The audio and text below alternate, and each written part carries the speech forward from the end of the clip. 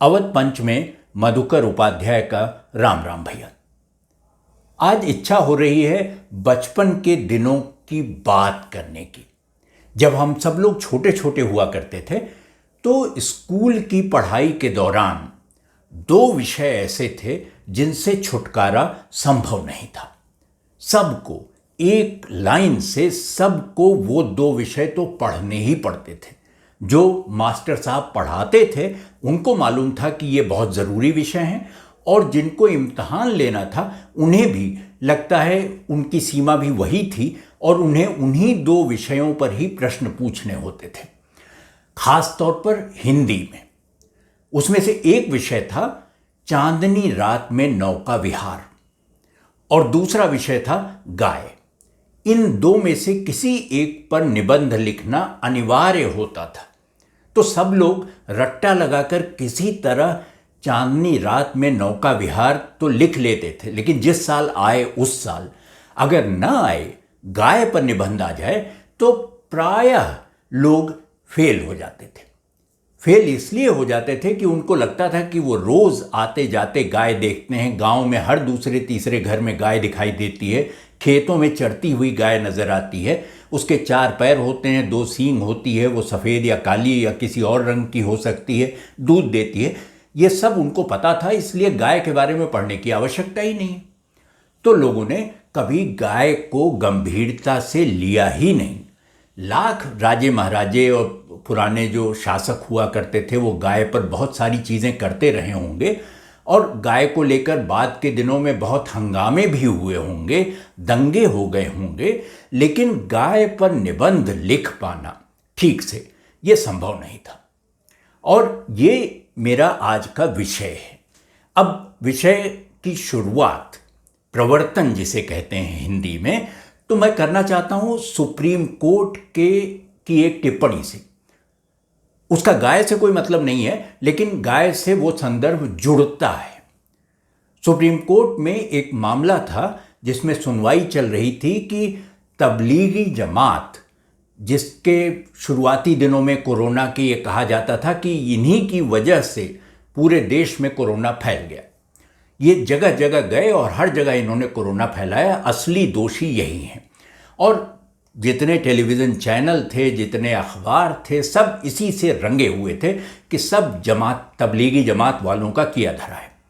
जब मामला supreme court में आया तो वहाँ बहुत सारे दस्तावेज़ों के साथ कुछ जो ऑनलाइन चैनल्स हैं, जो यूट्यूब चलाते हैं, उनकी भी रिपोर्ट पेश की गई, और ये देखा गया कि उनमें सब में एक ढर्रा है, एक ढंग है चीज़ें देखने का, और वो बिल्कुल कई बार सांप्रदायिक होता है।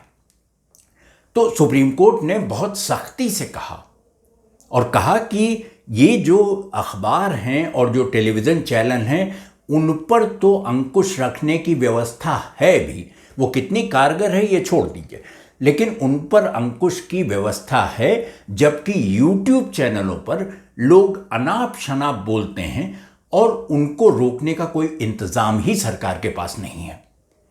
अब इसको देखने के दो तरीके हो सकते हैं। पहला ये कि आप देखें कि सुप्रीम कोर्ट वाकई चिंतित है कि यूट्यूब चैनलों पर लोग क्या बोल रहे हैं, और दूसरा ये कि वो एक नसीहत है सरकार को कि वो यूट्यूब चैनलों को भी अंकुश लगाने, उन पर रोक लगाने का इंतज़ाम करे। उसने नहीं किया अब तक। अब ये बात कहते हुए सुप्रीम कोर्ट ने तो यहाँ तक कह दिया कि हम जो भी बात करते हैं, जो फैसले देते हैं, उन पर भी जहाँ पता नहीं कहाँ लोग पतंगे उड़ाते रहते हैं हवा में और क्या से क्या लिख देते हैं, और जब हम उनसे सवाल पूछते हैं तो वो पलटकर जवाब भी नहीं देते। तो ये बहुत गंभीर मामला है, इसको उसी गंभीरता से लिया जाना चाहिए, इसे हल्के में लेकर छोड़ा नहीं जा सकता है।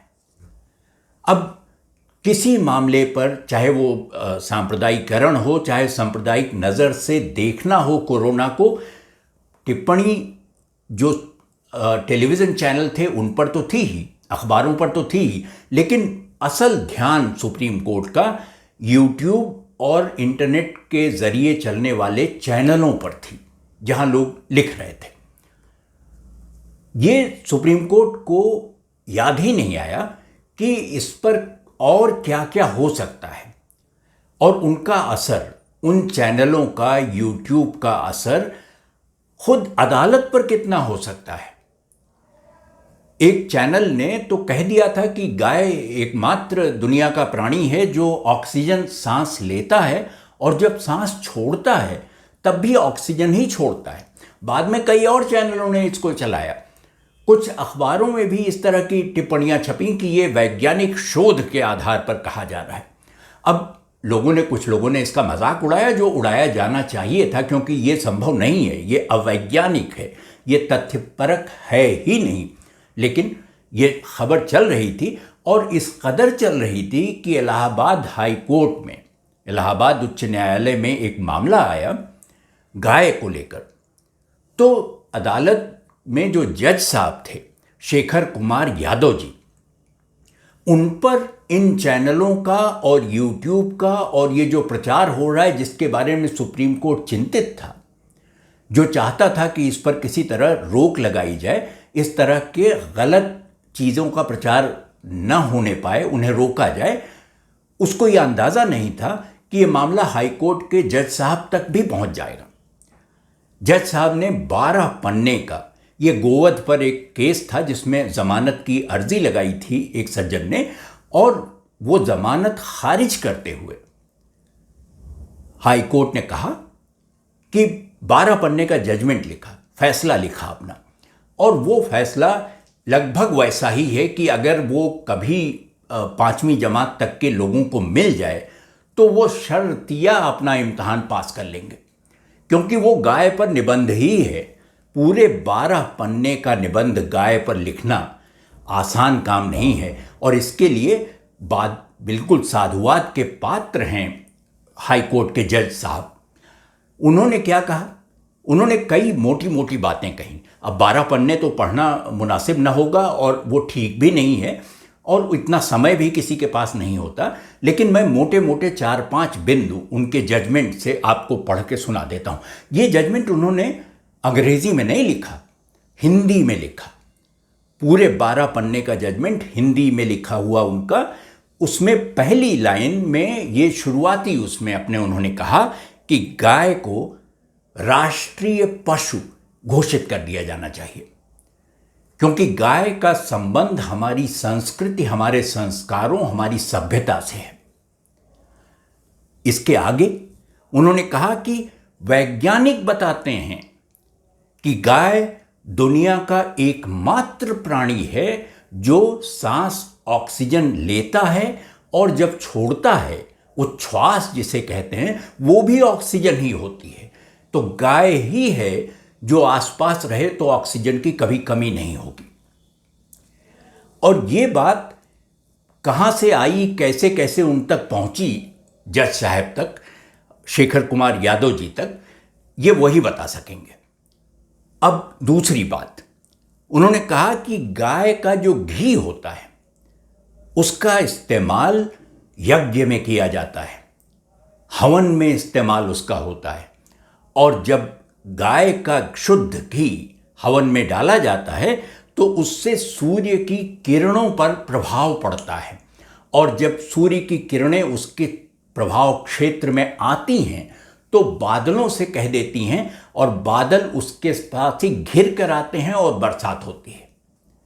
तो यानी अगर गाय का घी आपने हवन करते हुए नहीं डाला तो बरसात नहीं होगी। तीसरी बात जज साहब ने कही कि गाय भारतीय सभ्यता का अभिन्न अंग है।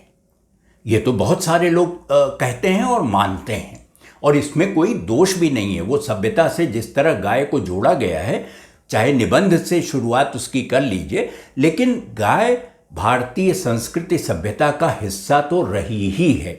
कब से रही है ये विवाद का विषय हो सकता है, लेकिन गाय को अलग हटाकर भारतीय संस्कृति से, सभ्यता से देखना थोड़ा कठिन होगा।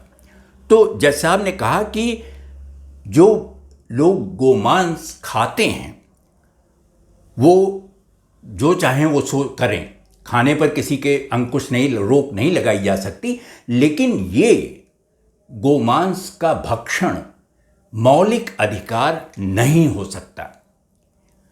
अब उन्होंने कहा कि इसके लिए तो सरकार को कानून बना देना चाहिए कि इस पर रोक लगे किसी तरह से। चौथी बात, जज साहब ने कहा कि जैसे ही किसी देश की सभ्यता और संस्कृति पर आक्रमण होता है, और गाय के बारे में बात करते हुए गाय पर किसी आक्रमण या गाय को किसी तरह की हानि या चोट पहुंचाने जाने को गंभीरता से लेते हुए जज साहब ने कहा कि जैसे ही किसी देश पर उसकी सभ्यता और संस्कृति पर आक्रमण होता है, आस्था पर चोट होती है, तो देश कमजोर हो जाता है। गाय का महत्व देखिए आप, और अगर गाय पर निबंध लिखने वालों को ये 12 पन्ने मिल जाएं तो क्या मजाल किसी अध्यापक की कि वो उसको फेल कर दे। उसे तो पास होना अव्वल नंबर में, उसको तो 100% नंबर मिल सकते हैं। हिंदी में ऐसा होता नहीं है, लेकिन हो सकता है मिल ही जाए। अब उन्होंने कहा कि चाणक्य ने लिखा है। जज साहब ने पूरा अपना जितना अध्ययन था, जहां जहां से उनके कान में बात पड़ी थी, सब उसमें डाल दिया। उन्होंने कहा कि चाणक्य ने लिखा है कि जिस देश को नष्ट करना हो उसकी संस्कृति को नष्ट कर दो। अगर आपने संस्कृति पहले नष्ट कर दी तो देश अपने आप ही नष्ट हो जाएगा। और संस्कृति क्या है? गाय। तो गाय पर किसी तरह का आक्रमण संस्कृति पर आक्रमण है, और संस्कृति पर आक्रमण देश पर आक्रमण है। अब उसके आगे वो कहते हैं, अंत में आते हुए जजमेंट के अपने, वो कहते हैं कि जब हम अपनी संस्कृति भूल जाते हैं तो विदेशी हम पर आक्रमण कर देते हैं। ऐसा पहले कई बार देखा गया है और हम उसका दोहराव देखना नहीं चाहते। उन्होंने कहा कि आज भी अगर हम नहीं चेते, लगभग चेतावनी के अंदाज में जज साहब ने कहा कि आज भी अगर हम नहीं चेते तो हमें याद रखना चाहिए कि हमारे पड़ोस में ही, थोड़ी दूर ही, अफगानिस्तान में क्या हो रहा है। सरकार भले कहे कि वेट एंड वॉच है तालिबान को लेकर और हम कोई टिप्पणी नहीं करना चाहते, ये अफगानिस्तान का आंतरिक मामला है, लेकिन जज साहब ने कहा कि हम नहीं होश में आए तो अफगानिस्तान पर तालिबान का जो आक्रमण हुआ है और जिस तरह तालिबान ने अफगानिस्तान पर कब्जा किया है, हमें याद रखना चाहिए। अगर हम भूले तो क्या हश्र होगा हमारा, ये हमें खुद समझ में आ जाना चाहिए। अब गाय को लेकर इतना उद्भट जो निबंध है, ऐसा जो सोच है, ये कहाँ से आई होगी, कैसे पहुंची जज साहब तक? और जज साहब ने इसे एक औपचारिक रूप से एक फैसला सुनाते हुए लिख कर कह दिया, तो सुप्रीम कोर्ट क्या करे? सुप्रीम कोर्ट की नाराज़गी, सुप्रीम कोर्ट का जो सोच है, जो कहना है कि ये चैनल दिमाग को दूषित कर रहे हैं, तो वो तो सुप्रीम कोर्ट मुझे लगता है बिल्कुल ठीक कह रहा है। ये बात किस किस को छूती है, कहाँ कहाँ छूती है और किस पर असर करती है, अब देख लीजिए खुद ही। बल्कि ये एक तरह का तमाशा जैसा लगने लगता है थोड़ी देर बाद। आप पढ़ते रहें, जज साहब का निबंध पढ़ लें गाय पर, और चीज़ें भी देखते रहें आसपास, अपने नज़र घुमा कर देख लीजिए। एक गाय का ही मसला नहीं है, और भी तमाम सारी चीज़ें हैं। और उस पर एक कालीचरण सिंह हैं शायर, उनका एक शेर है कि ऐसा लगता है कि सब तो ऐसा ही सोच रहे हैं, सब गाय के बारे में सबकी राय यही है, सबकी सोच पूरे देश की यही है। तो कालीचरण सिंह कहते हैं कि कहानी सीरियस अब हो चली है, कहानी सीरियस अब हो चली है, चलो जोकर बदल कर देखते हैं। तो आज अवध पंच में इतना ही। गाय पर या किसी अन्य विषय पर हम अगले अंक में फिर मिलेंगे, फिर चर्चा करेंगे। तब तक आप अवध पंच देखते रहिए और हमें लिखिए awadhpanch@gmail.com पर। आपकी प्रतिक्रियाओं से हमें कार्यक्रम को बेहतर बनाने में मदद मिलती है। तो लिखिएगा ज़रूर और इंतज़ार करिएगा अगले अंक तक। अगले अंक में भेंट हो, तब तक के लिए राम राम भैया।